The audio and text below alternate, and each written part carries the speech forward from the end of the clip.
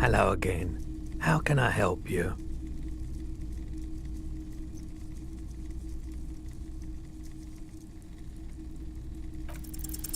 Feeling warm and enthralled by the movement of light, while the mind continues to race forward. Lucky bastard, he's probably on Pyrrolidon. It's tough to come by on the street. A drug developed by the military to treat and prevent radiation sickness. It has psychedelic side effects, and it makes your eyes turn yellow.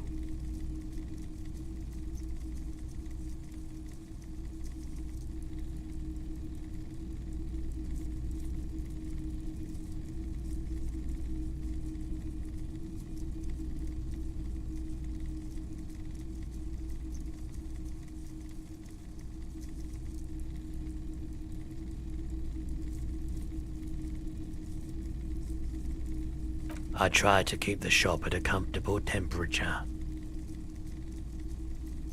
There's a note of indignation in his voice. Interesting. Those triangle patches on his vest, you have a feeling they mean something, like they're similar to the halogen rectangle on your jacket.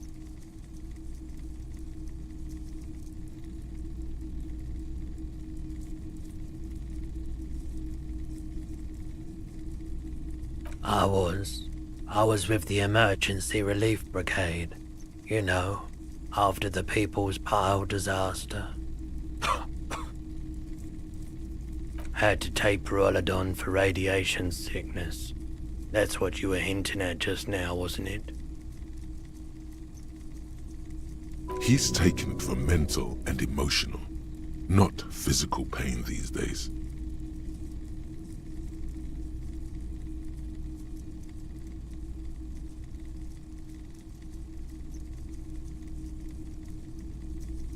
There's a reason why everyone's tried to forget any of it ever happened, and why no one has tried to repair or replace the pile.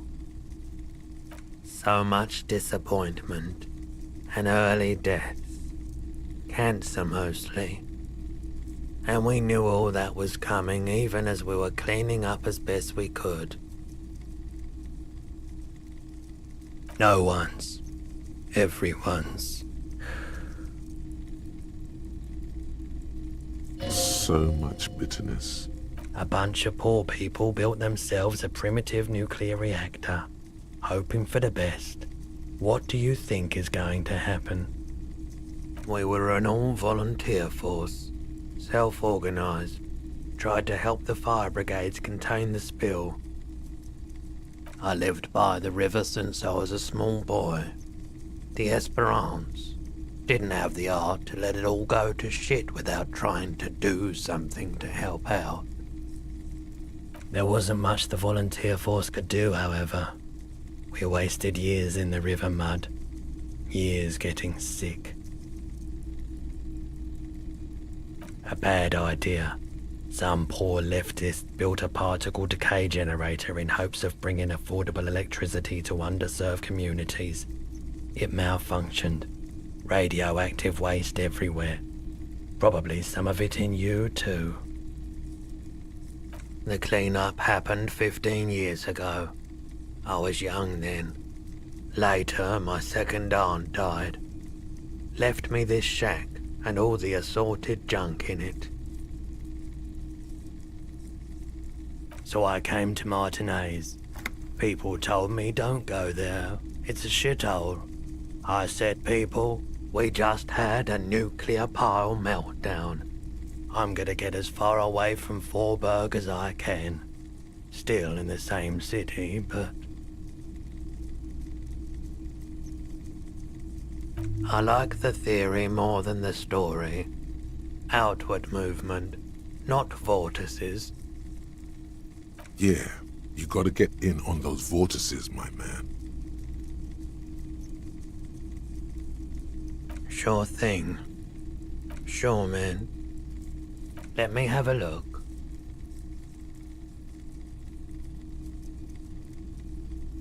Anything else you're thinking of selling?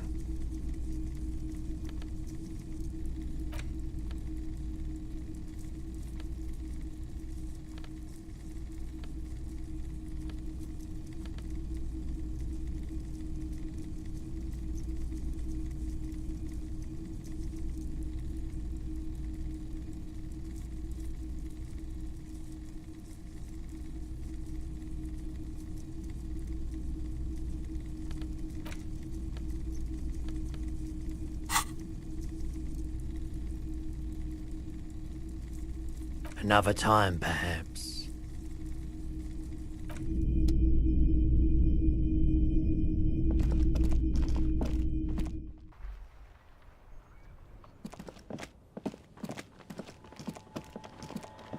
Good morning to you, officers.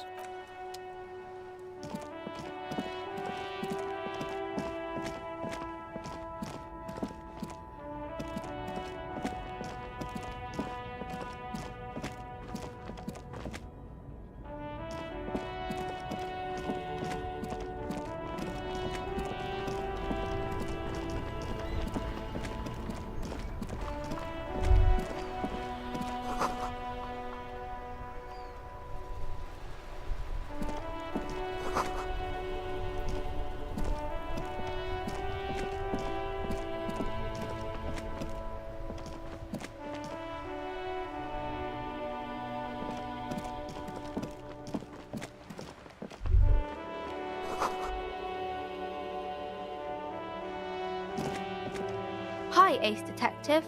Are you here for more books?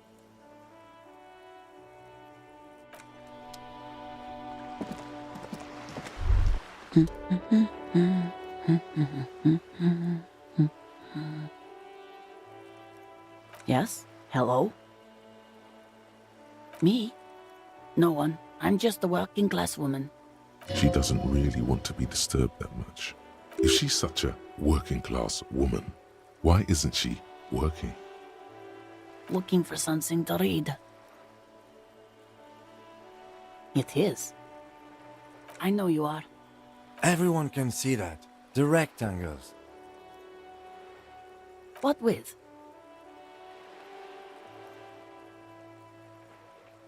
My husband? No, he's not. I don't know. At home now? Out drinking with his friends? Working? Where is this going, officer? Yes, but... I don't really need to know where my husband is. Not all the time. No.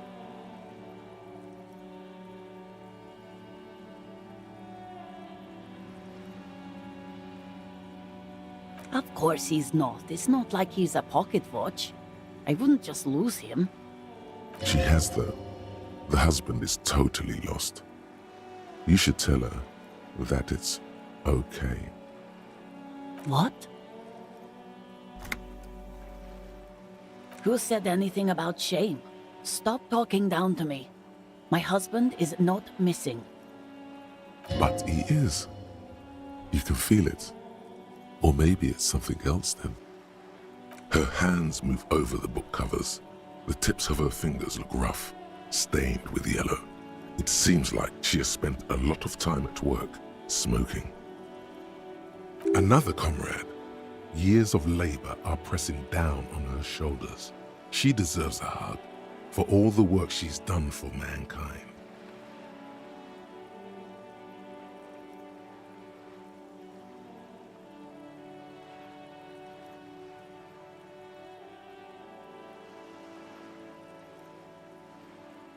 You step in and close your arms around this foreign body, wandering astray in touch. There's a small movement beneath your hands as you shut your eyes. Then a tiny voice breaks out and asks. What is happening? She seems to be confused. Your hands are wrapped around her polyester coat. The fabric feels cold, moist from the sea nearby. She steps back and returns her attention to books, pretending this hug didn't happen. The woman before you nods and returns to her reading.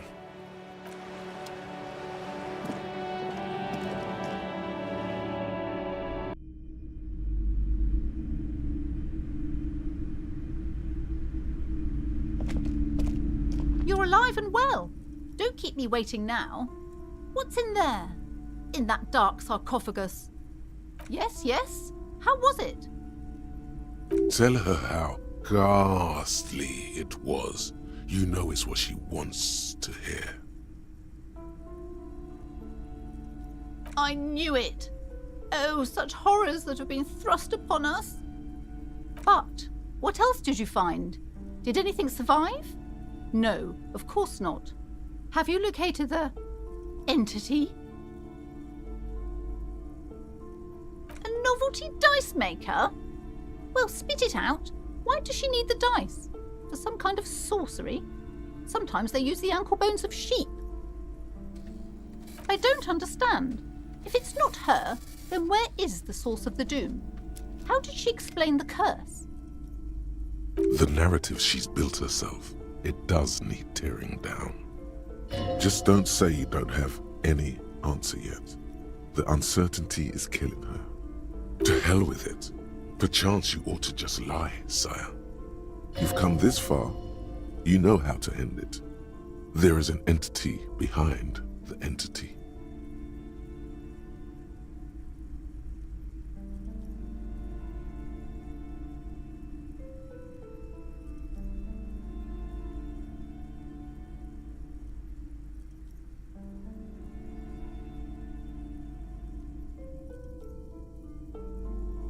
A third order presence, yes.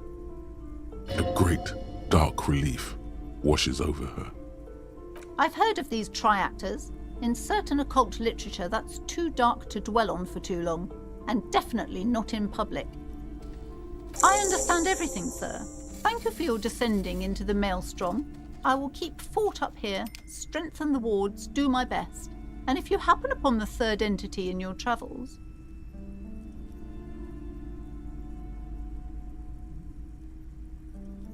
may the Lord be with you. Well, this has been absolutely educational. If we happen on the third presence in our travels, we will certainly come back to tell you. Yes, the venture continues. In other waters, darker waters. Should we get out of here before the vortex collapses?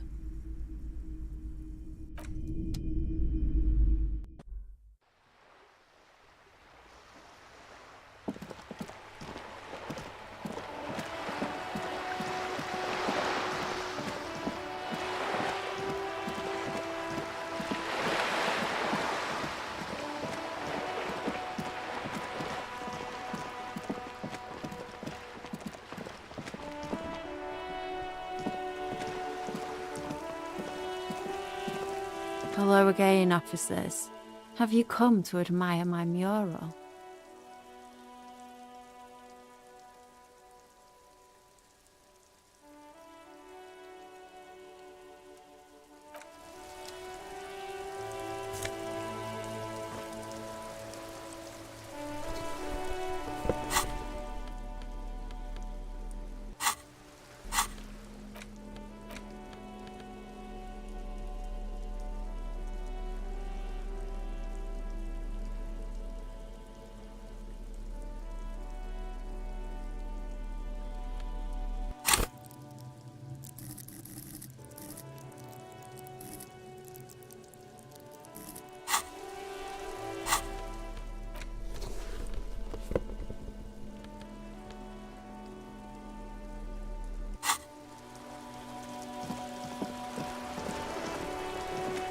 A sturdy metal door guards the southwest entrance to the apartment building. It's locked.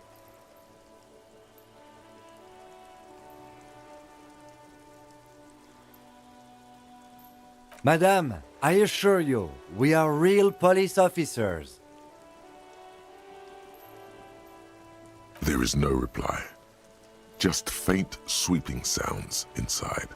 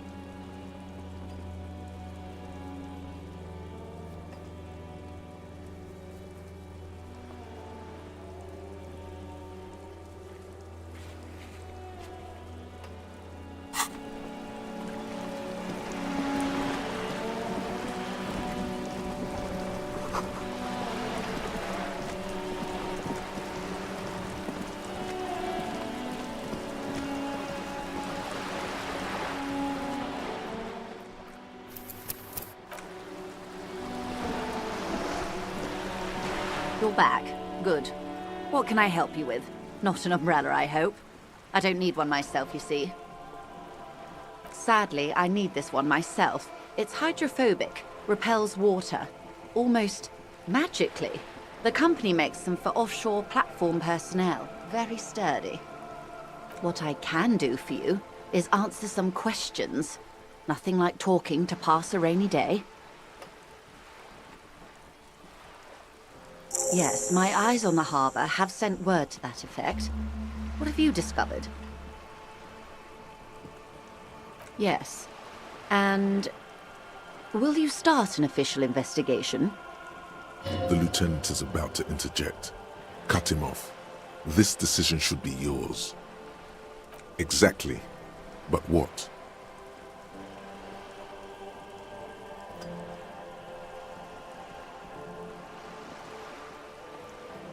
Ah, good to hear. I wouldn't want to pry into a confidential police matter, but in the event you'd like to share more, I would like to know who it was. Be very careful what information you're gonna share with her.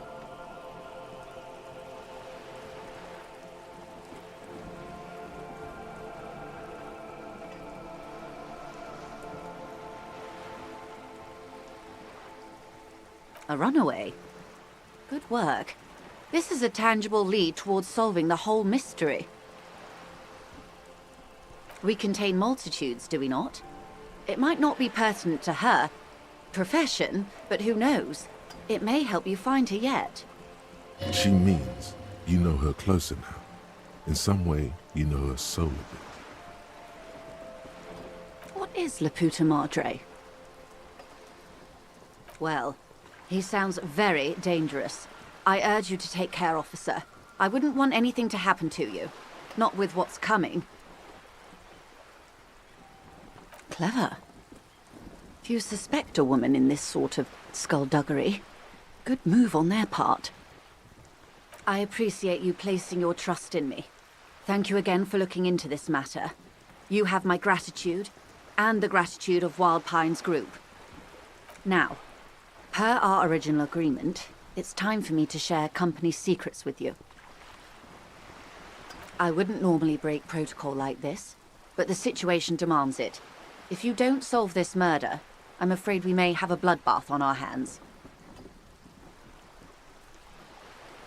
Yes, I'm afraid this strike may descend into a small-scale civil war, with possible consequences for all of Rivershoal West. Since you are sharing, man, this is also the RCM's worst-case scenario. Then we're on the same page, as grim as it may be. I have an indirect role to play, I'm sad to say. My employer experienced a momentary lapse of faith in me. In that moment, they elected to deploy a private military contractor as an insurance measure. They called it my security detail. They were dispatched after I relayed the union's initial offer. Every worker... A member of the board. I tried to convince my employer it was simply a piece of rhetoric, or a joke. They did not appreciate the humor. Absolutely not. These mercenaries are muscle, pure and simple. They are meant to intimidate the Union into surrendering. Who are they, exactly? Crenell, an Oranese military company. As far as I know, 3 arrived in Martinez. They report to me sporadically, but they do not answer to me. To be frank, our relationship is deteriorating. They wear ceramic armor, have semi-automatic weapons, and years of combat experience. They also have trauma and stressor disorder, and no idea how to conduct themselves in an urban civilian environment. So, what happened? The story is, one of them, the colonel, I don't know his real name, sexually assaulted a local woman while he was drunk and separated from his unit. This allowed some of the more militant Union members to subdue him. He was taken out behind the whirling in rags and lynched last Sunday night. Nothing. Mr. Clare refuses to let me into the harbour. I have not been able to discuss this matter with anyone there. The remaining 2 Crenell contractors carry out their orders, for now. It's a smokescreen. In secret, they are conducting an independent military tribunal into the lynching. Once this investigation is concluded, executions will follow. What is the nature of this so-called investigation? Whether to execute one, some, or all of the Union militants.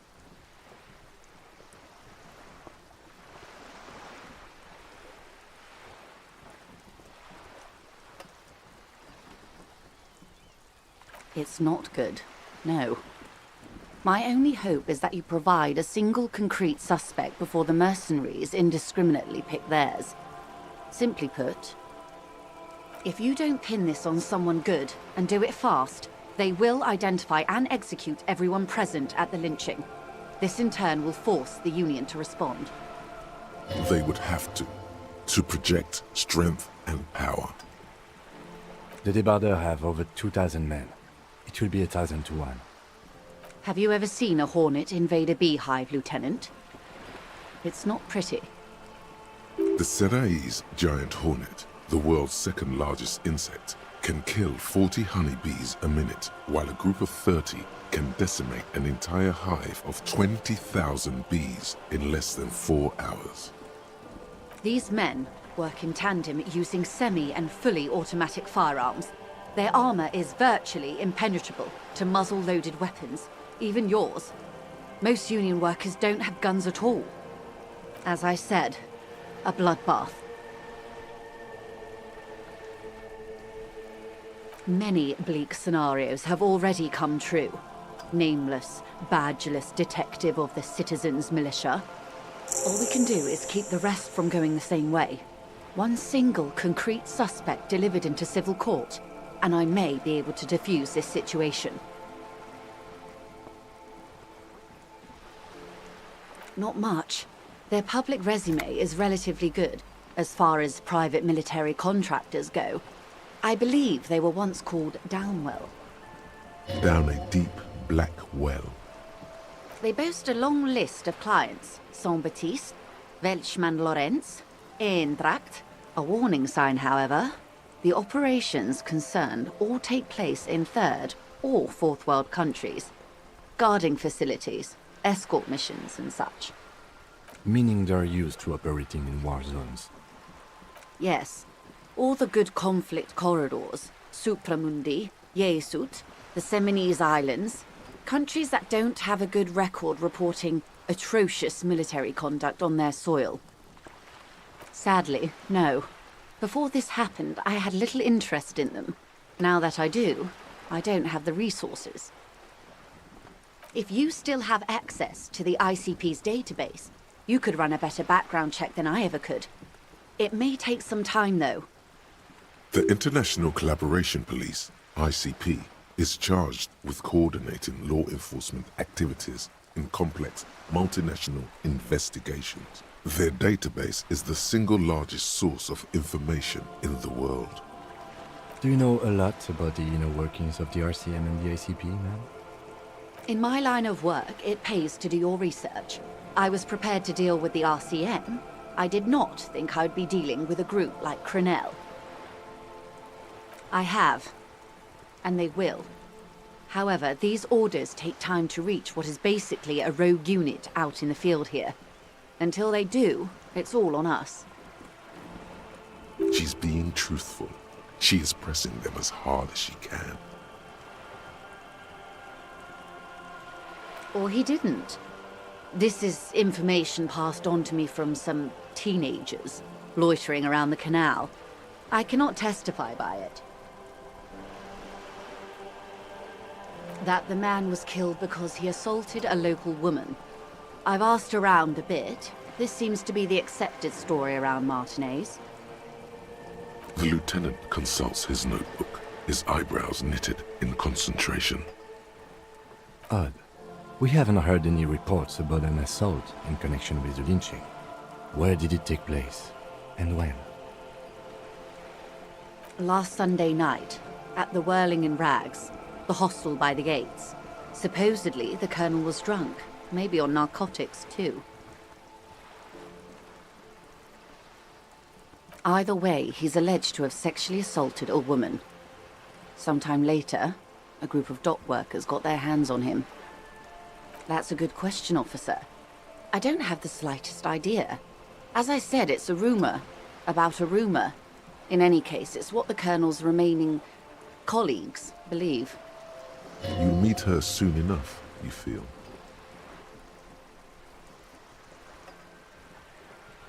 If you mean did I see him alive, yes. But I did not know him. Lely, his service name, a nom de guerre, most likely. He wouldn't divulge his full name. Only one of them did.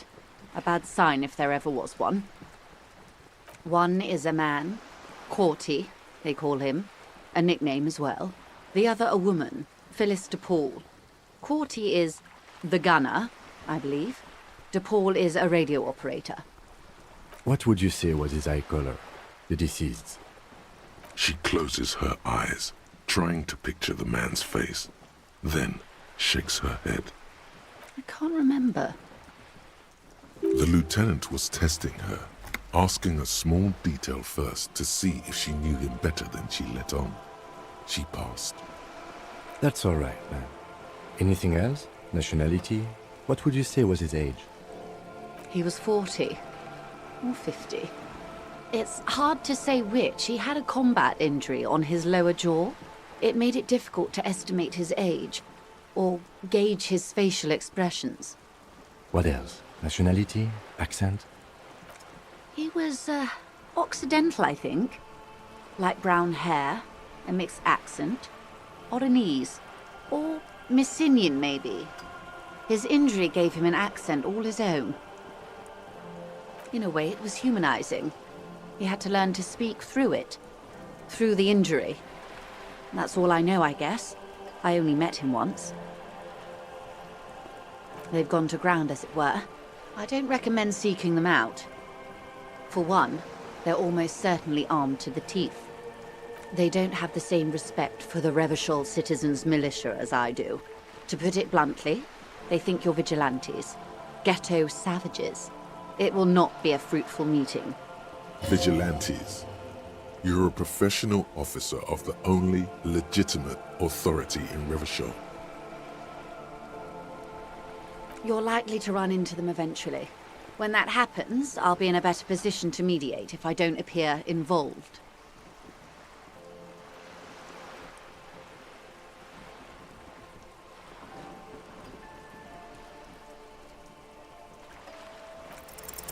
One is obviously the scab leader at the harbour gates.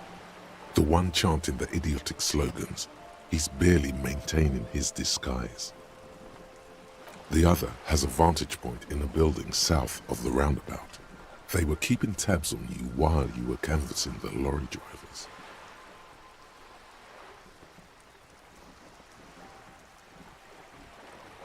That may be so. I still hope you heed my advice. There's no need to kick the hornet's nest.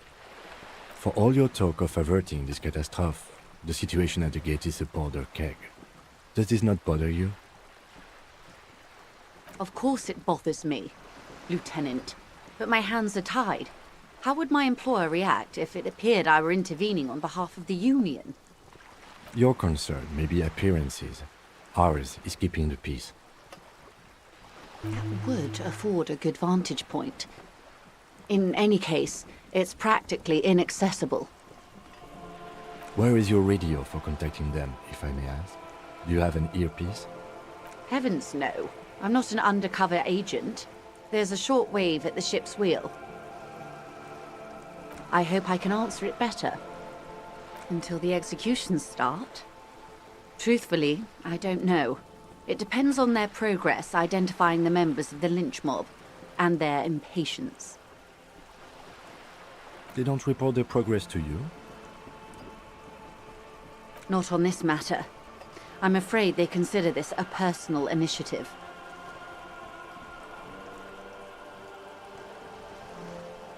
"5 days, not more. Maybe sooner."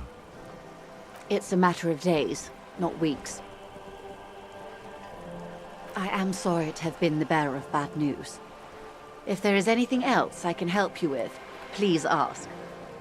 Of course. Excuse my hesitation before. For about half a minute, in silence. It was taken with a trigette not long ago. This is the man's upper body. There were no more markings on his hands or legs. Her mouth is relaxed. The accordion lines near her mouth vanish. The pearls of her eyes move slowly on the photo's surface. Sorry. I was trying to see if I can read the web of interdependencies between these points. The stars. I can't. But that's how you read this story. The points themselves don't have letters, numbers, anything. Their size, location on the body, and distance from each other tells you what they represent. Close. Port cities. This is an Oronese map of the waterways, a sailor's tattoo worn by wayfarers of the Dolorian century. Over 300 years ago, the sailors would mark their bodies to map their travels. His platoon members? The other contractors, though I do not suggest you go and show them that picture. This man was their friend and comrade. Surely there are other people to ask about the tattoo. This is not necessary to complete the task, officer. It's a dangerous side task. Search elsewhere. I am relieved you think so. I don't think deciphering that tattoo should come before public security. The sailor's soul would use it to fly back home if they should die abroad. This is a sort of contraption to be reeled back in by. The silver cord, they would call it. Where is he now?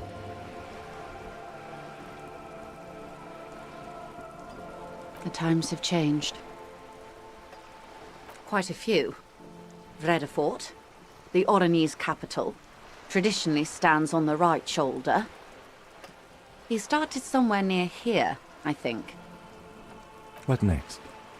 Then he made his way to the Pretto Grande, through what I think must be the Stutz Canal, an artificial channel through the Occident.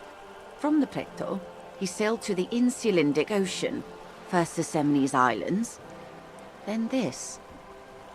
Revachol. Those are the two constants. Vredefort on the shoulder, and Revachol in the heart. They started the tradition of these maps right after the discovery of Insulinde, at the dawn of the Interinsulary Age. The old world passing by, and the new world already here.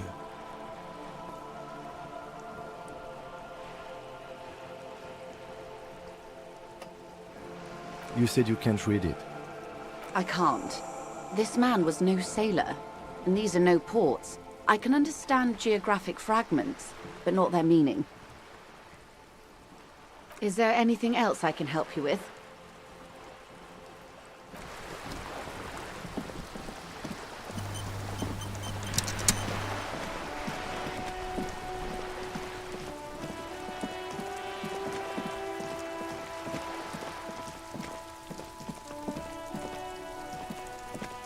Just an ordinary wall.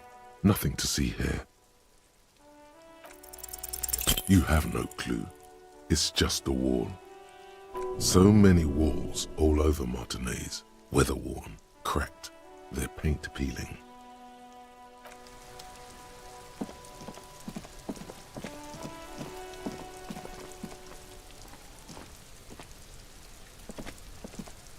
You see a young man on a balcony nursing a cigarette. His eyes have been following you for a while.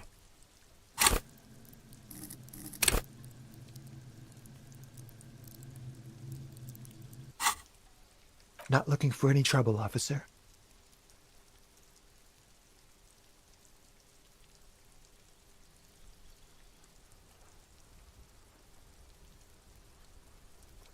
I don't want to be seen talking to the gendarmerie if that's okay. I just want to finish my cigarette.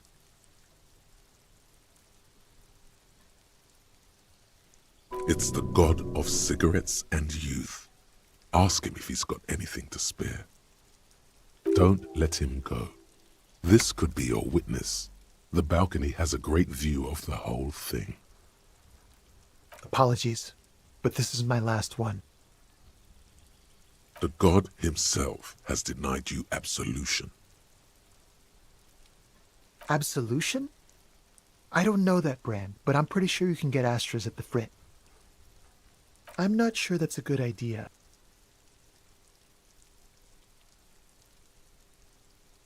As you wish.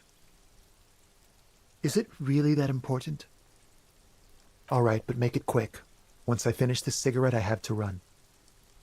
I'd even go so far as to say that the view is a little too good, my dear gendarme.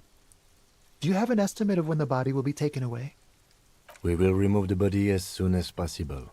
Now tell us, where were you last Sunday? Oh. You already asked me that, didn't you?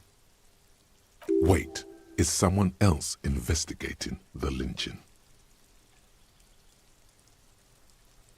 No, not you two.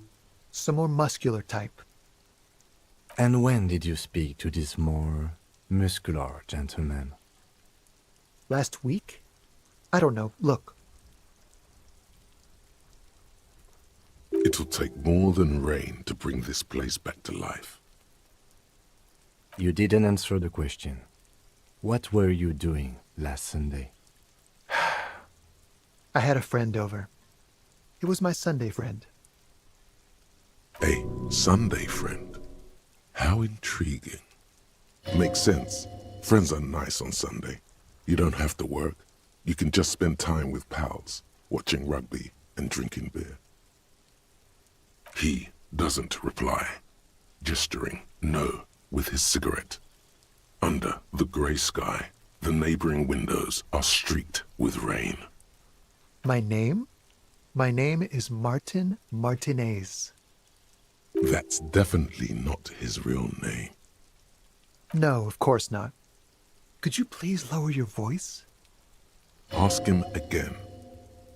And I really need to finish this cigarette. But he hasn't left yet. No. We won't. Now, if you'll excuse me, I really need to get going. This isn't the place or time for questions. Who knows who might be watching from the distance, hidden behind the curtains? For a moment, the man on the balcony seems almost vulnerable. Something moves in the depths of his feline eyes, compassion and a hint of understanding.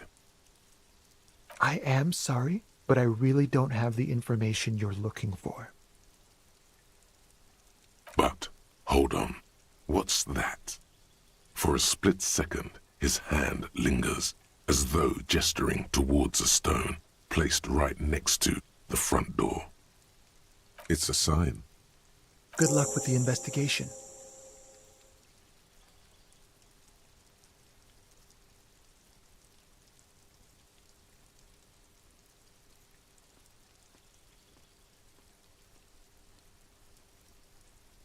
He's gone. No point in running. Tenements like these often have multiple exits. If he doesn't want to talk to us, then he'll know how to hide himself. He could be a witness. Him or his Sunday friend. Either way, we need to look into that muscular type who's asking about our case. He did leave us a sign. Did you see that? He wanted to draw our attention to that stone right over there. If we find a way inside the building, we can ask around for his apartment. A stone, like any other, lying in a whirl of sleet and mud. Maybe there's something under it.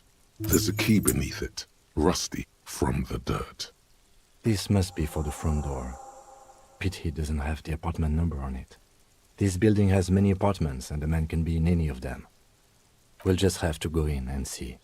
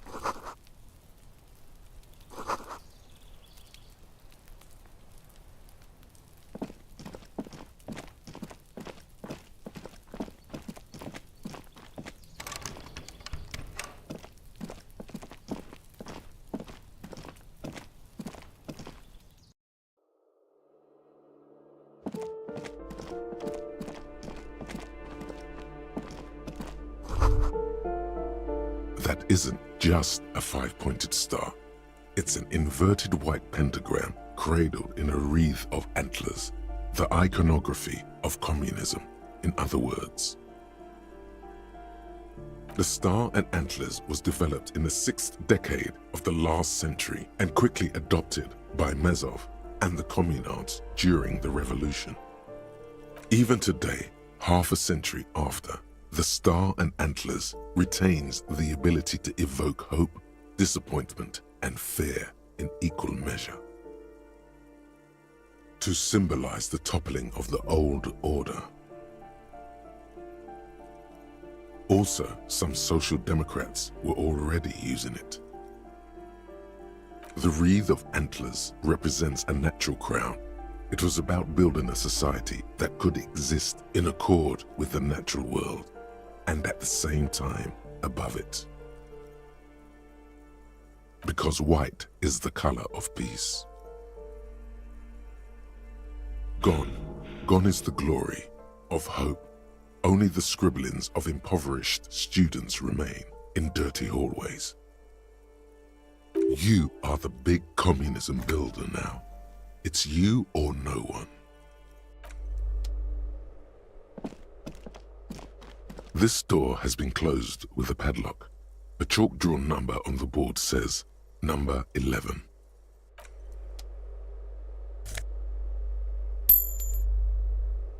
This door has been closed. It's a solid lump of metal, but the shackle is deeply corroded. A solid pair of chain cutters would make short work of it. Better whip out those cutters. You won't get very far otherwise.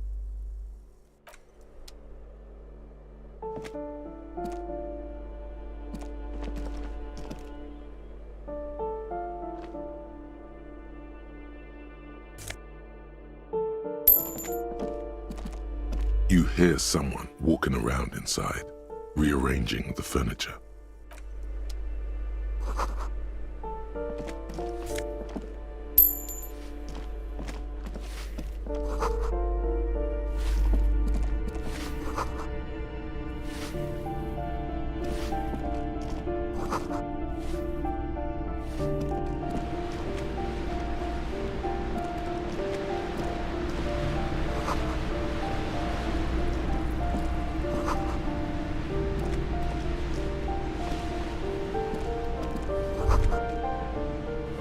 What happened here? It will still be accessible through the apartment next to it. That one didn't have a door. Sadly, nothing of great value remains here. Indeed.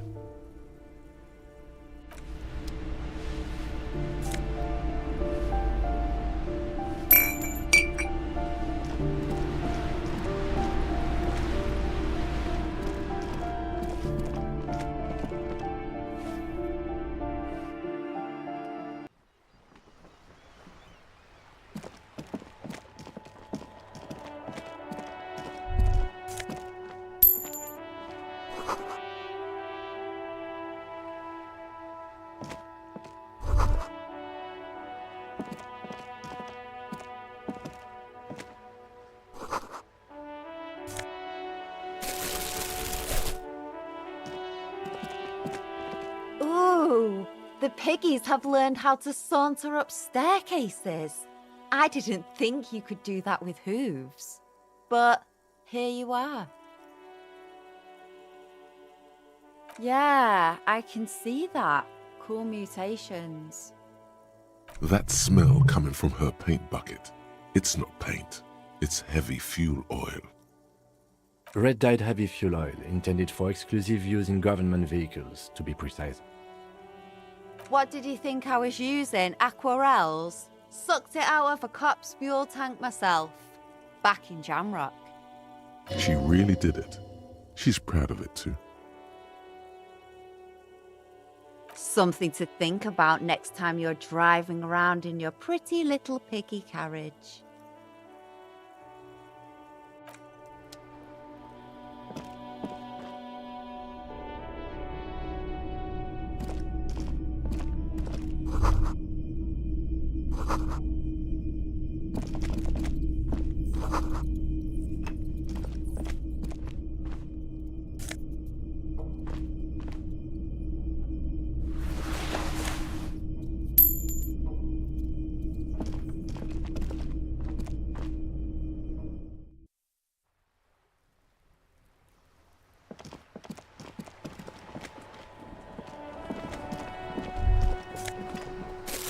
Ruination has come.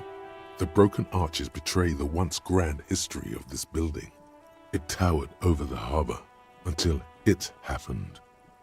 A great force from the northeast fired into the city. Heavy artillery shelled the coastline, fired from the water, a straight shot into Revachol.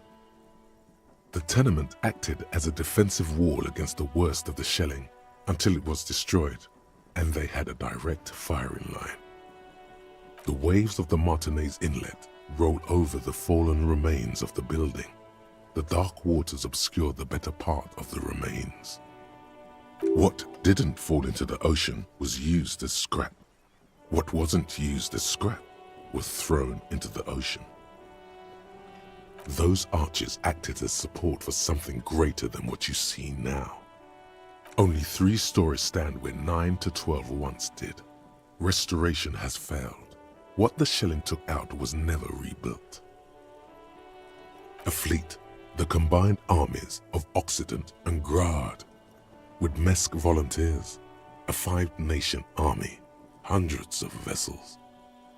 They massed airships further down in the Bay of Revachol. The artillery was so powerful. The ships not only required gyroscopic stabilization, they were anchored into the ocean floor as well. Many are still there to this day. If you squint, you can just barely see the shadow on the water, far in the northeast.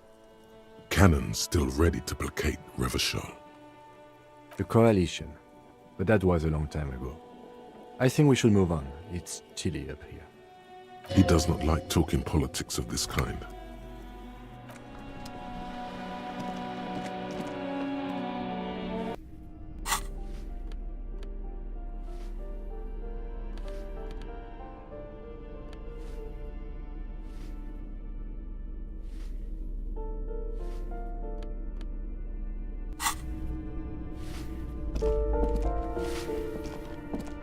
Give me a moment.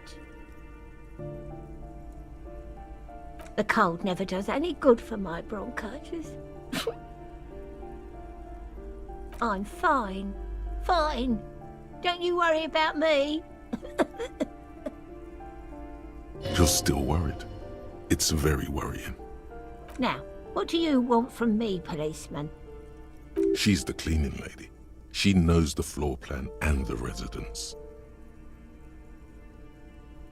Yes, I know who you mean. The scrawny boy who's always smoking like the devil, right?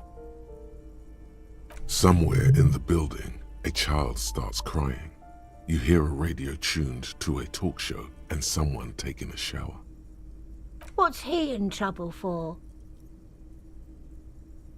Talk?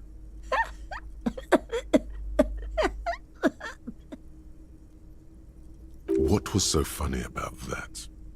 He lives upstairs in room 28. Go to the balcony. It's one of those doors there. He's usually home in the evening. Thank you. We should go check out his apartment on the balcony. See if he's home. I'm no one. Just an old woman who cleans these hallways. If you can call it living. I have a little room upstairs right next to the coal room. It's barely bigger than a closet. But I don't complain, no. I have my bed and my aching bones to keep me company. And that's all I need from this world. She hasn't spoken to anyone for a while. Even her sentences feel rusty. Ask away, policeman. The hell am I supposed to know? Another nut job, I assume. Some lunatic lost his mind. All kinds of morons pass through these halls. With how small these rooms are, wouldn't you want to break the wall down? People come and go. I don't keep an eye on everyone. They probably just moved or died, hopefully somewhere else. No one lives there. It's been empty for months. Impossible. I would know if someone had moved in there. Maybe it's those countercultural people again, breaking into a house like it's a public space. You're a policeman. Be good and take a look, will you? Great. Young people.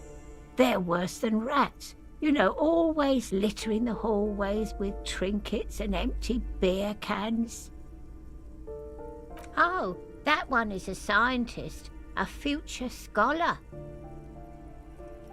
I think he studies astrology at the community college. Education's good. I always tell them to study. Something to do with all those stars around his door. He asked me to leave his drawings up on the wall. That's what I said. Astrology. The lieutenant shakes his head, as though to say, let it go. Come on, people. Try to keep up any standards here. It's not about stars. It's... forget it. The artiste? Nothing I can do about her, I'm afraid. She ruins the walls faster than I can clean them. Still, she leaves an old lady to her business. More than I can say for others. She mumbles some kind of a response, then hacks something into her handkerchief.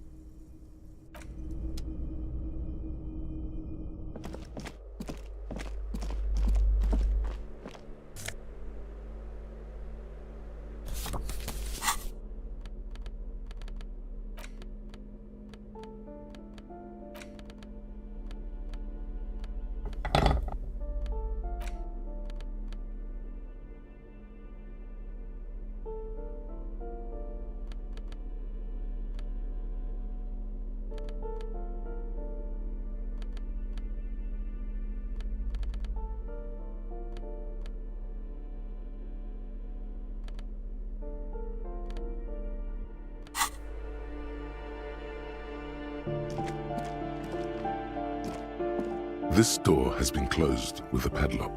The chalk drawn up, the shackle snaps like a twig, and the lock falls to the floor with a little thud. It should be possible to enter now. After you, detective.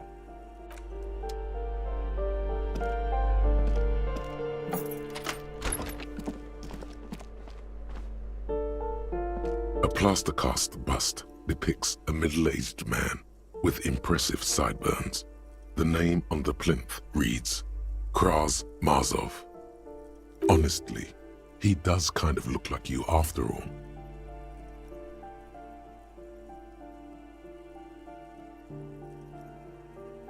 Whoever lives here definitely shares your enthusiasm. There aren't many communists around, not after the revolution. Some youth still keep the ideology going, it seems. Hold on a second. Is this why you broke in here? To find out whether you're Krasmazov? Sure you are. Well, you both do seem to share an affinity for sideburns, but it seems like old Kras here didn't drink nearly as much as you. Ah, very well. Let's look for identifying features then. Doesn't he have a birthmark right here? What about you?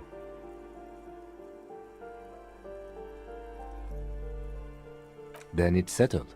You are not Krasmazov. It's decided.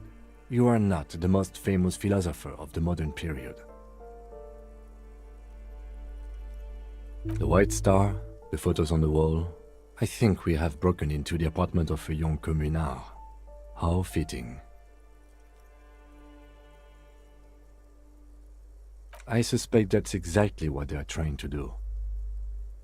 There aren't many communists around, not after the revolution.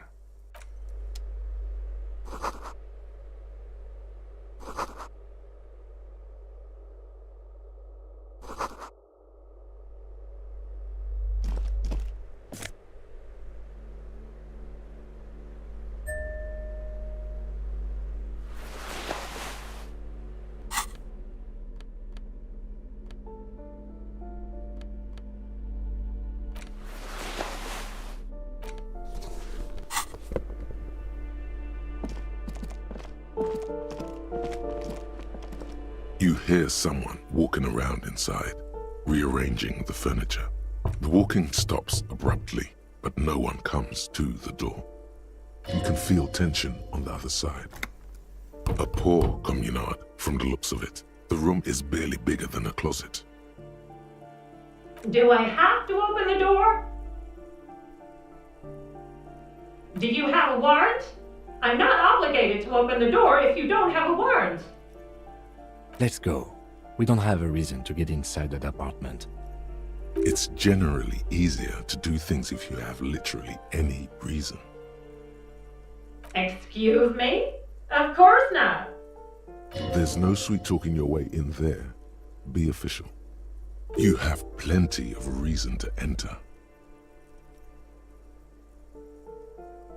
Oh, come on. Well, that was easy. That was smart.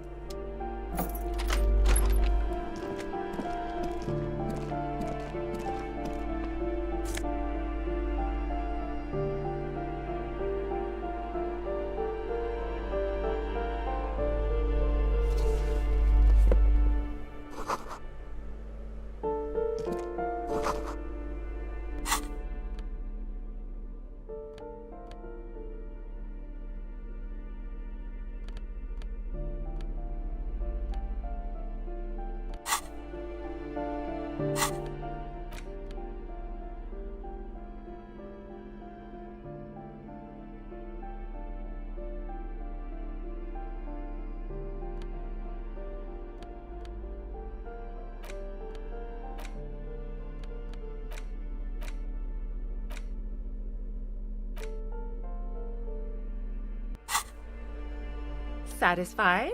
My name is Marielle Charpentier, and I'm an agent with Martinez Realty Associates. I am not breaking in, as I have every right to be here. The keys, see? Her voice is really cheerful, despite her obviously hating you. Do you want to see my ID as well? You can't legally ask for it, but why not? Want to see my residence permit too? It feels flimsy in hand, with the words Revachol Zone of Control written under a nondescript municipal logo. There's a picture of her with shorter hair inside, along with all her personal details. Be friendly.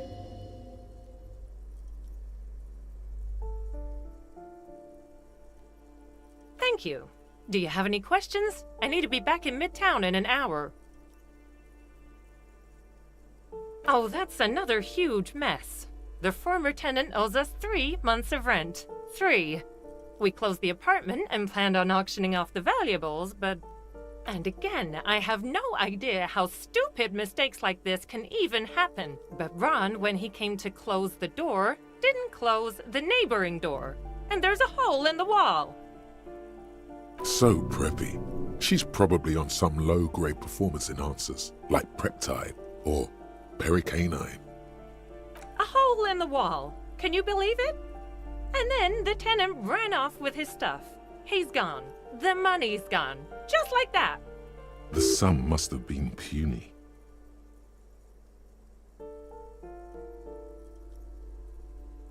These apartments are perfectly fine. They have gorgeous architecture, a million-real view of the bay, good ventilation, neighbors, life, spark, and they are affordable. I'll tell you, Martinez has a future. In a few years, it's going to blossom with artists and creatives and those radio computer wizards. It's as if they're real wizards, able to resurrect dead real estate and breathe life into bank accounts. Don't ask me what happened with the wall. I have no idea how we're going to find the time or resources to fix it. Both apartments are now unrentable. Both. I need to get it ready for the next lease, but as you can see, the previous tenant completely trashed the place. It was some kind of a moribund old man who used to be a business owner. You'd think they'd make rent. But that was months ago. Anyway, was there anything you wanted, or is that it? I'm in a hurry. Of course.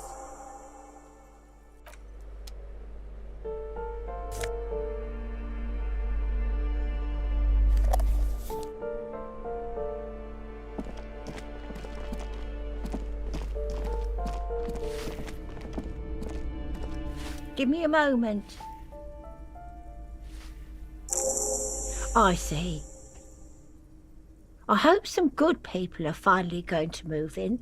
This place needs them.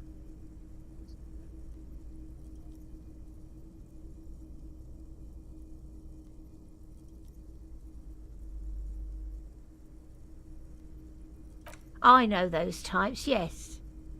There have been some here, but they never make their rent, so they have to move out. I know their type. She appreciates your effort to curb the deviantry and laxness. It's clear you like the hard stuff, Brota.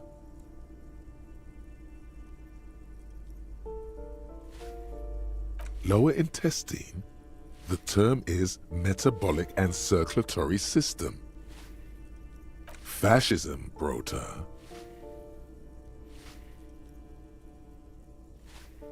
Many things, but it's mostly about trusting your gut. Who does your gut tell you is the source of Revishal's problems? Yes, them, but also women. Women, men of war. You don't like them. They're insane.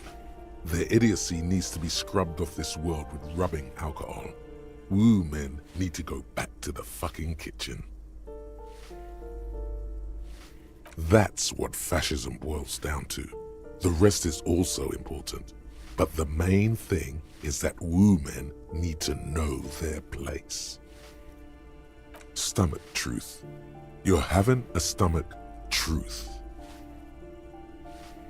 Because you've said the hard things that others won't say, the good things, you've said them many times.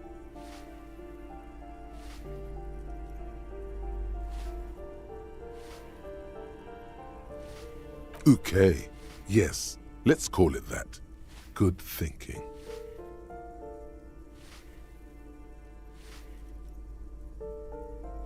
That sounds much better. Traditionalism. You like the sound of that. You're going to keep your vooz, right? Keep your vooz, Brota. There's a slow, painful growl somewhere in your intestines, knocking on your alcohol-engorged liver. It is one of betrayal and disappointment.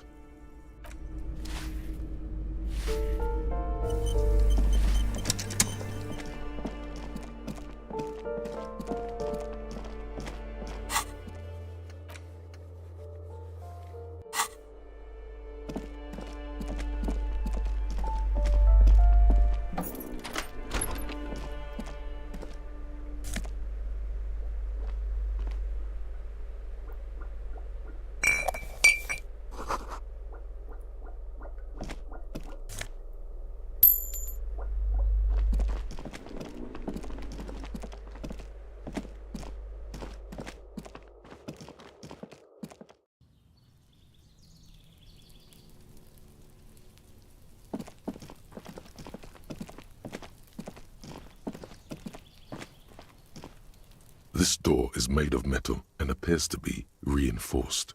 Someone here really values their security. Number 28.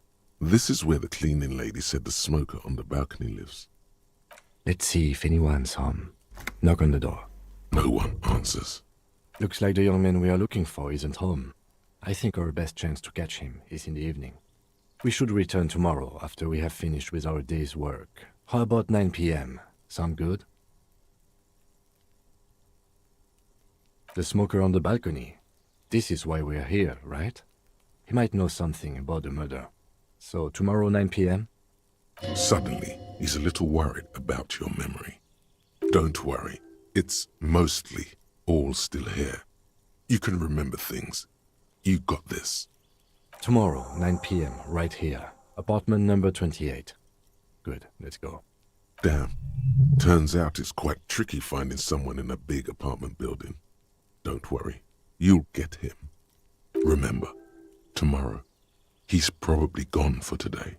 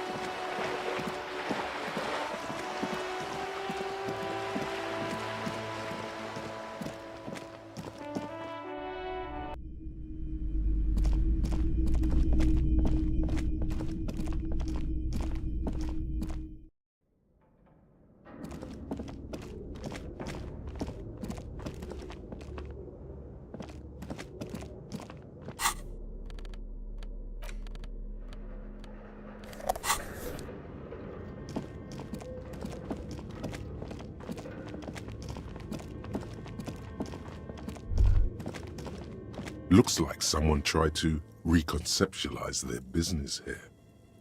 Look, the skis and rotorblades both bear the same Slipstream logo. It seems likely that they started out making one, failed to turn a profit, and then pivoted to producing the other. That's a good question. Reality is ruthless.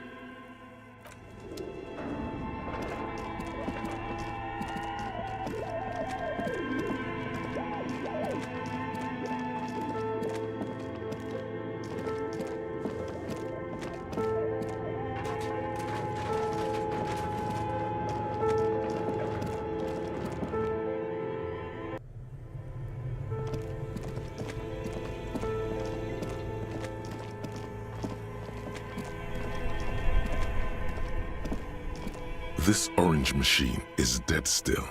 It has a hand-cranked ice cream churner and an electric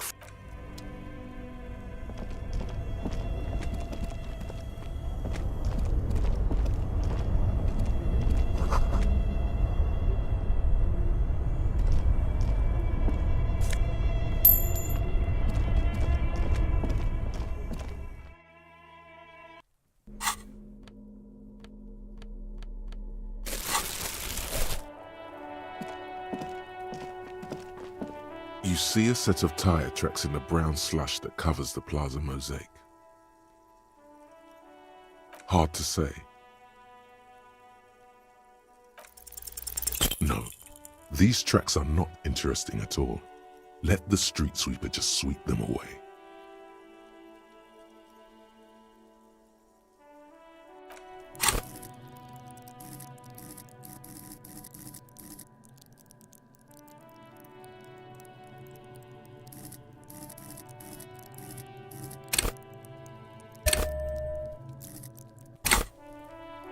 You see a set of tire tracks in the brown slush that the tire tracks were left here by an unknown event that took place some days ago. It's a message written in the language of burnt rubber. Some of that rubber stuck to the tiles right in front of the whirling in rags. This is point A. The driver started there and then accelerated straight into the fence, left a hole big enough for the Franco-Nigerian cavalry, according to the cafeteria manager. Why that pang of guilt again? The hole in this fence doesn't look that huge. The driver proceeded to back out of the yard, barely stopping before hitting the adjacent building. Before heading south, must have been in a hurry. I'm not sure. There are plenty of traffic accidents waiting to happen in Martinez. With the jam right here on the roundabout, I would keep them separate. You could follow the track south. There seems to be a canal there. See with... You are correct. This is a rather motor carriage-friendly city. Somehow that makes you feel scared. You don't know why.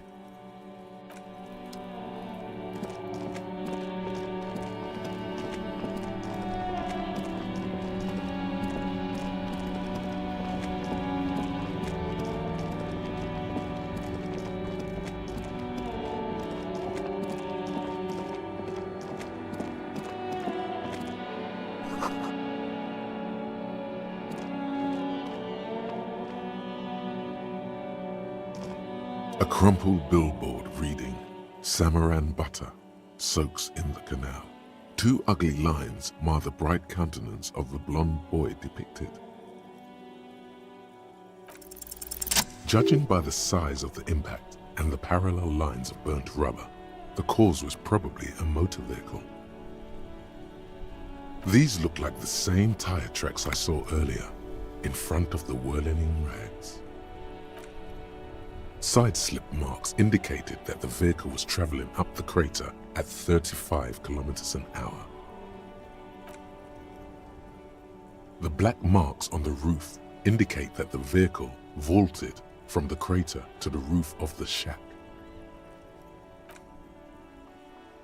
The panel served as a takeoff ramp.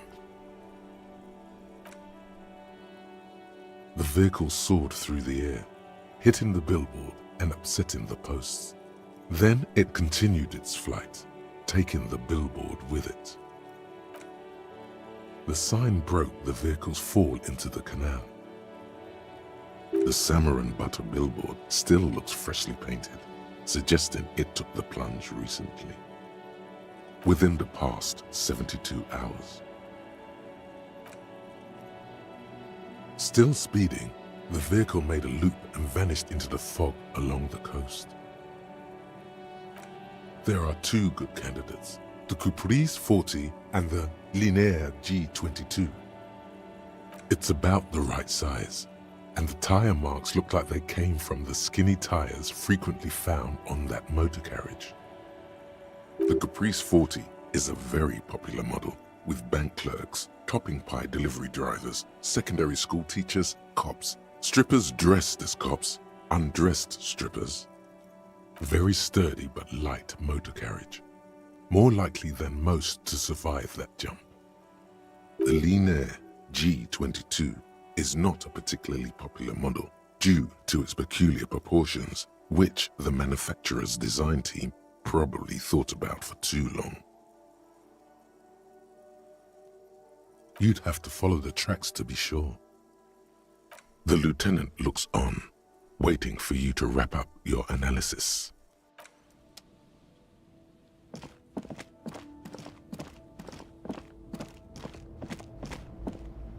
Yes?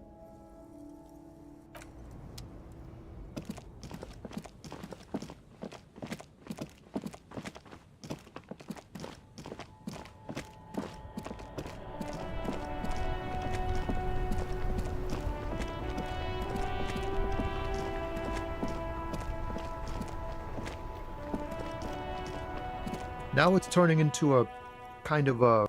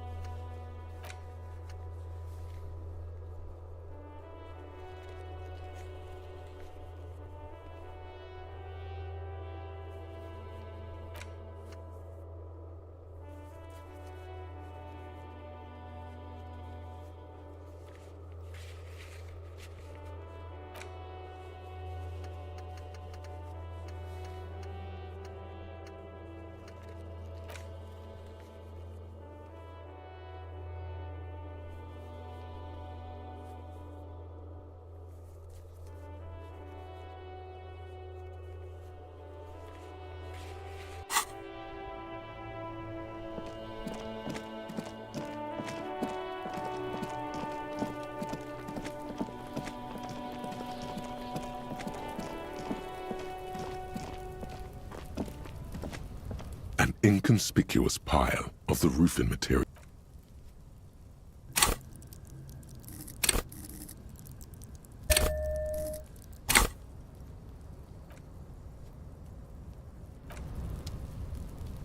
An inconspicuous pile of the roofing material. Because it's nice and orderly, it reveals no...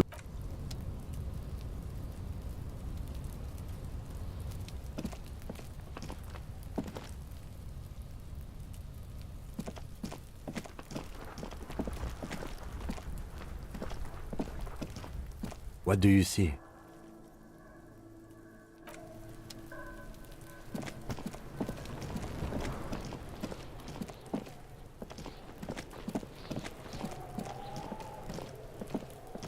The man before you is naked, but for a pair of underpants. I'm gone.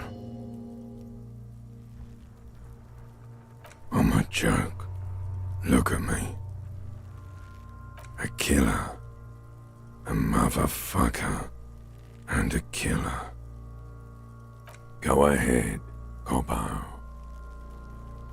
Into the wild pale yonder. In the past. Way out in the west.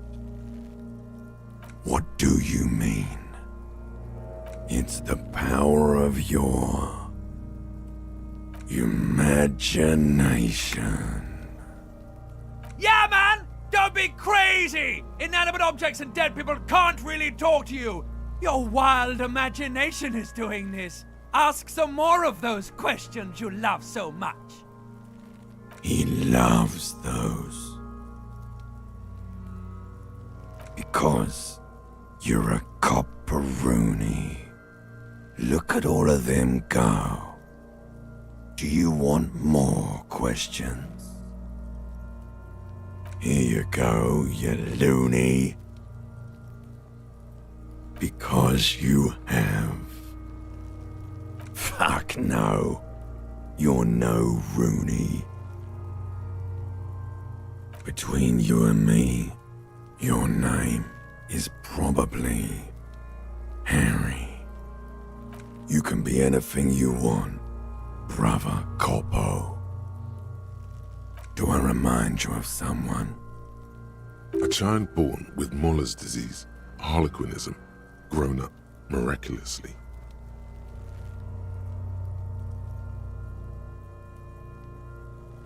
You sure wriggled out of that one, Coppellini. Come back later, Corpo. Amuse yourself with my frank manners and my memento mori features. If possible, also, see me in your dreams. Of course, you have questions, don't you? The power of your imagination is at your service. Come back later,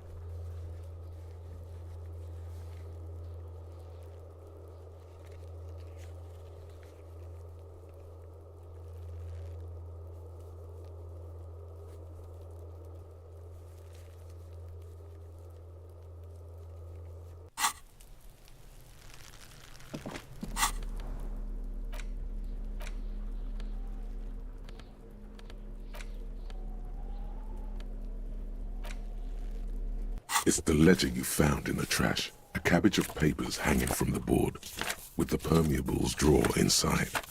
It's barely held together by a clip, then made complete by the faint smell of urinal cleaner. Yes, at last, you find a way to piece them together using the alphanumeric code on the margin. HDB 41, date of initialization and time of arrival on the scene, followed by the title. For example, HDB 41120111700, the Next World Mural. Why yes, your precinct number is 41. Every last alphanumeric in the files begins with it. And these are your case files. It's safe to say HDB are your initials.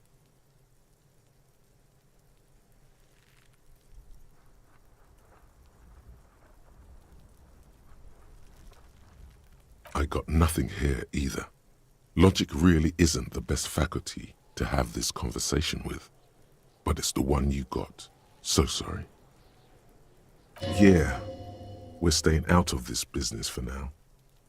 HDB is bad news from yesteryear. It's shit, honcho. It takes about half an hour to piece one together using the system you've devised. Where do you want to start? This one is relatively easy to reconstruct. Overnight on 1202, a graffito, nay, a mural, appears on an 8-story tenement overlooking central Jamrock. The building is a sparsely inhabited ghost tower, part of a failed real estate development called Grand Couronne. Cause of failure, rent too high. The mural is enormous, Two silhouettes, a man and a woman, are kissing. The text cut into their form reads, "True love is possible only in the next world. For new people, it is too late for us. Wreak havoc on the middle class." People call it that thing and that fucking thing. It's visible for miles. In 2 days, the station's complaints desk gets clogged with requests to remove the bummer. You and your partner are assigned to the case. The graffito crew is easy to track down. Only the bell lectures have the literage of industrial paint to cover the surface. One of the graffito artists is rumored to be rich. They take responsibility for the execution, but not the design. The ideologue of the Next World mural, as the crew calls it, remains an unknown. The case files do not show you finding the author of the design. The crew agrees to clean up after themselves. However, your partner, JV, is against the removal, citing public support for conservation.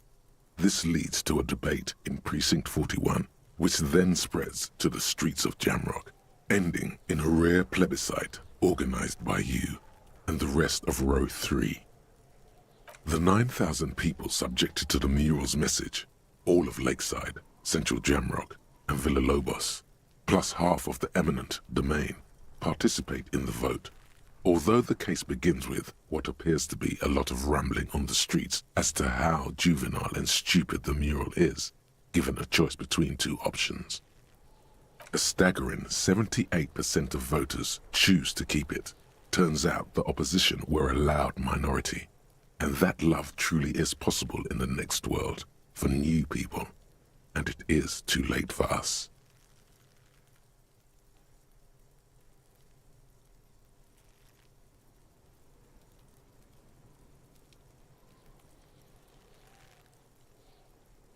Did someone ask what you believe in, man with the smelly toilet ledger? What do you want to tackle next, or are we done?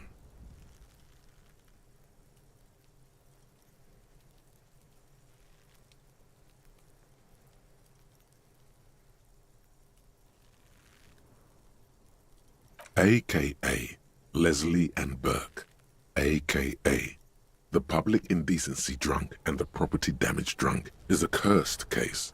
It has been passed from unsuspecting officer to unsuspecting officer for 10 years.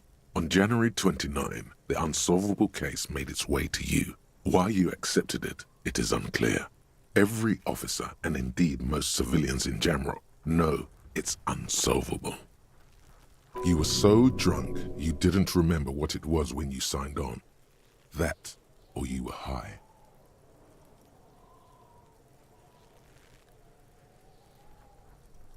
Leslie will always take his pants off when he's drunk. Burke will always trash everything. It's just what they do. It is their nature. You cannot change the nature of a man, and you can't lock them away because public indecency and small-scale property damage are not punishable by incarceration. The only way for Leslie to stop flashing his genitals to bypassers and for Burke to stop dismantling signage and rear-view mirrors would be for them to stop drinking alcohol, which, in their 40s or 50s, it's hard to tell because of their distorted features, is a medical improbability on par with you ceasing to produce the expression. You would think that, but you're wrong. Where's the fun in exposing your genitals or breaking stuff in your own home? No. Leslie and Burke are on the corner of Main Street and Perdition, because that's where the action is. Can you keep yourself off the streets? Threatening fines, dragging them to the station, locking them up in the hellholes they live in, locking them up in the station, hypnotherapy, even trying to get the local gang of Zemyaki to take them out. The Zemyaki gave them ethanol, so Burke and Leslie would expose and rampage even harder. You tried it all, and still the complaints wouldn't stop, as they hadn't stopped for 10 years. It's plain to see from the files that you, Satellite Officer JV, and Special Consultant TH had more important cases to attend to. you uncover cross-reference to several ongoing investigations, each brought to a standstill every time you drive down Main Street. Because there they are, on the corner of Perdition. And what is Leslie doing? Good, you're learning. If the files are to be trusted, that's all there is to it. That and Burke breaking things, and the fact that they're both drunk. But then again, so are you. The case becomes considerably less comic one day when Burke takes a swing at your ledger.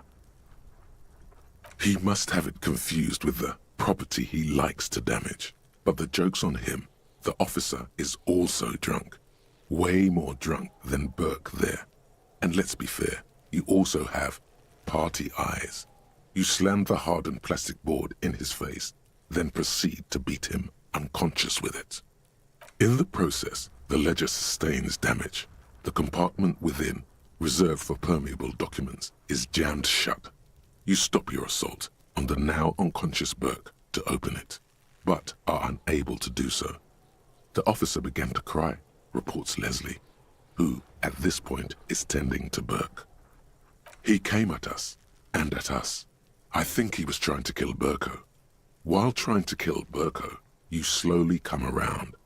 The permeables compartment is open. You've smashed it open on poor Burko's kneecaps. The good news is, Burke can't walk anymore. Can't get out of his apartment, an invalid. With Burke to tend to, Leslie cuts back on the indecent exposure. Maybe he flashes his genitals to Burke, who knows, but both drunks are off the street. The complaints stop. The unsolvable case is solved. Which is also why the officer responsible narrowly escapes a disciplinary hearing. The end. Do you want to read another one? It would be very interesting to read about these, wouldn't it? I mean, there seems to be a square-shaped entry wound in the victim's forehead. She's been sitting there for weeks, on her rocking chair, with a square hole in her skull, staring at the wall, her mouth agape. That's all you got. From the half hour you spent piecing it together, all you know is the entry wound was square-shaped. You never found the bullet. And then another body showed up, also with a square hole in his forehead. Who knows? Those pages are missing. What next? Don't worry. One day you may still catch the man with the square gun. Some assholes brought their couch outside and hung out on it. In the middle of the street, on the roof, on the hillside by the motorway. You know, at an unexpected location. They were young, and they thought they looked cool on it. Insufferable dicks. Young people are the worst. So anyway, you got a complaint about the damn sofa, or couch, or whatever it is. They were leaving it out in all these unexpected and whimsical locations. They took it to where they also took photos of themselves on it, and smoked cigarettes, and drank coffee because they felt it's intellectual. Cigarette butts, coffee cups, stupid couch. You had to clean it all up, and you did.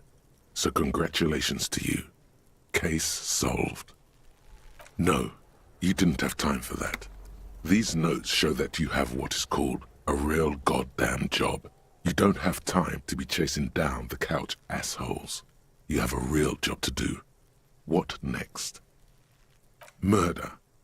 Tum tum tum at the hookah parlor was a case originally assigned to an officer called Joseph Mills, who is now dead. Of circumstances completely unconnected to murder at the hookah parlor.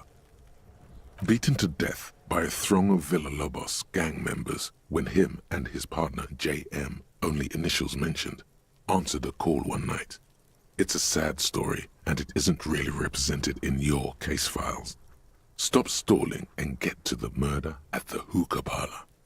Joseph Mills was on this case that he just couldn't solve, was doing it solo, said it was a real nutcracker, a real brain twister, was on it for, like, a month.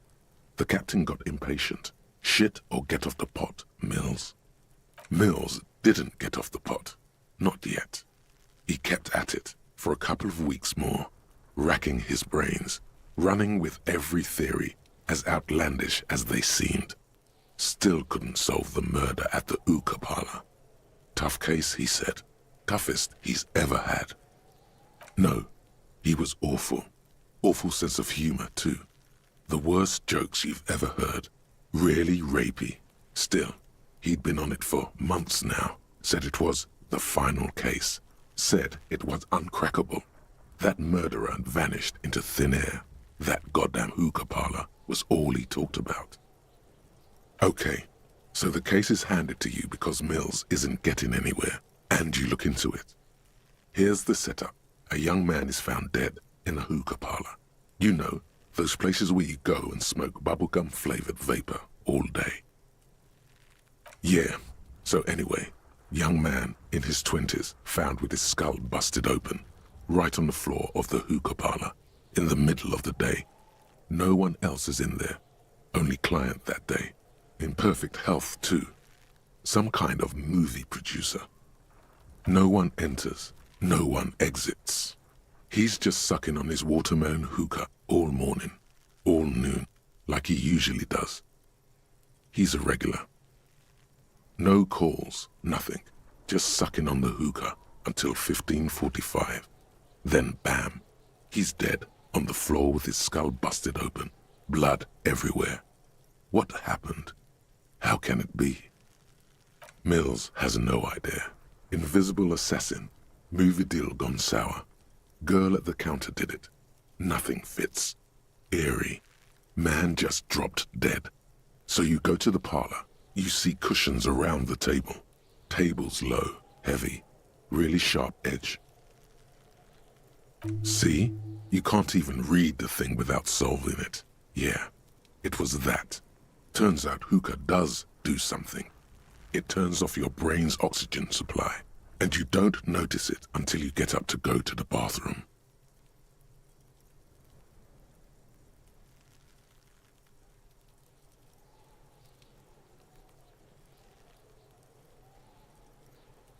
Smoking hookah. Didn't you hear? I don't know.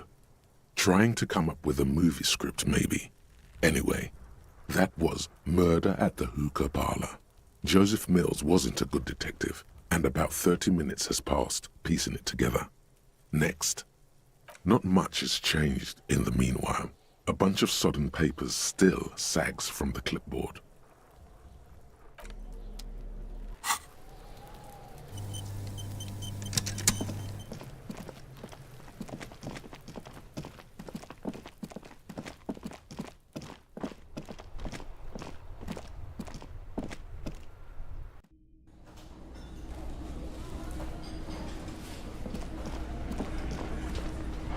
Looks like the circus left town, but the clowns are still here.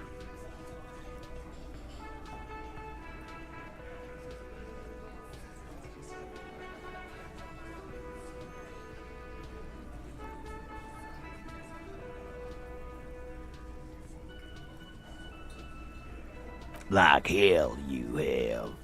There is no local drug trade. This place is as clean as a rifle. Go back to Jamrock and ask the local junkies how clean your streets are in Precinct 41 Kilos. We'll do that. In the meantime, did you know that there's an abandoned lorry at the intersection that was used to move raw ingredients for drugs from Terminal B to Jamrock? The person driving it was present at the hanging. It was one of you. We've connected the footprints. Detective, do you want to deliver the coup de grâce?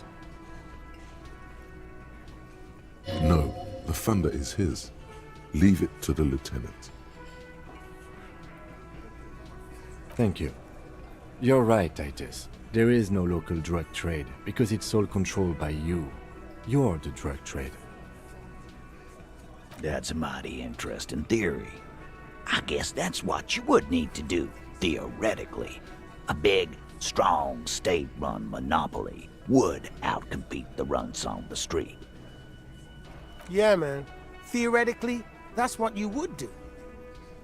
To get rid of the gangs, the dealers, even some of the junkies. You would need good, trustworthy people to take their place, of course. Hardy men to run such a monopoly. For the good of the community, of course.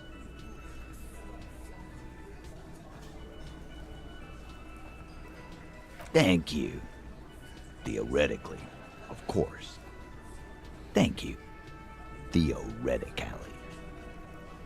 He seems genuinely surprised at your response. In a good way. Titus, I'm amazed. Where is the same professionalism when it comes to other topics? You're doing great. I hardly have to interfere at all. I don't know, Lizzie. I guess theoretical things don't make me emotional. Now, was there anything else? I was sorta gonna get my brewski on. Not quite yet, Mr. Hardy. There were 8 sets of prints on the crime scene. There are only 7 Hardy boys here. My answer is... fuck off. Mind your own business. There is no 8th Hardy. I run this goddamn scene. Finally, you got something out of him. This could prove useful in the future. And here we go. Back to the usual. I know! Fatty walked on all 4s. He's so fucking fat he left 2 sets of footprints. Go fuck your mom, Dennis. That's more like it, boys. You heard him. It was Angus on all 4s. Anything else you need to know?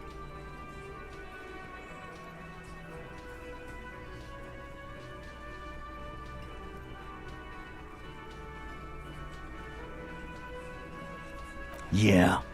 By friends, you mean his squad mates from Cronell. Wouldn't want to beat up his grandma. This is what happens if you take the law into your own hands. Other people start doing it too. Let them come. The Hardy Boys are right fucking here. You heard the man. Right here. We're armed. We got the whole district behind us, and Glenn. Glenn is fucking crazy.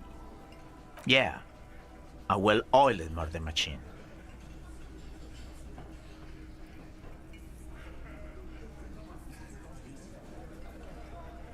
We got weapons of our own. We got Ister 50s, Zeeligers. Glenn's got a knock cannon at home. I guess we're gonna see, aren't we? That was an unsure phrasing. Yeah, like you've been up against ceramic armor. You haven't even seen the whole suit, right? I've seen the whole fucking thing, and it didn't make him immortal. The fuck is that supposed to mean? We're not bees. We're men. We're socialists. Easy, E. He's trying to phase you. What are you trying to do? Scare my men? So are the local gangs. The fucking Barmy Army and the Madre scum. You've been out there. Seen any around? Yeah. Where are they now, huh? Sent back to Madre in an airtight cargo crate. These people are trained military professionals with decades of combat experience. They are not a gang or a Barmy army. No, they're not. They're uncoordinated and drunk. We know more about them than you think. Big fucking surprise. They hire psycho scum, arm them to the teeth, and let them loose in the city. What do you think is gonna happen? What do you mean, okay?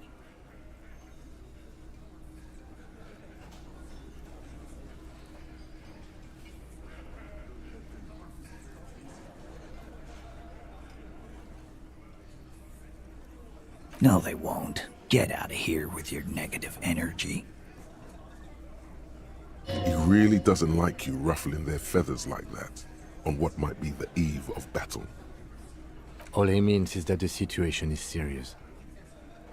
No wonder you cops get shot to shit every day. Can't go to war with an attitude like that.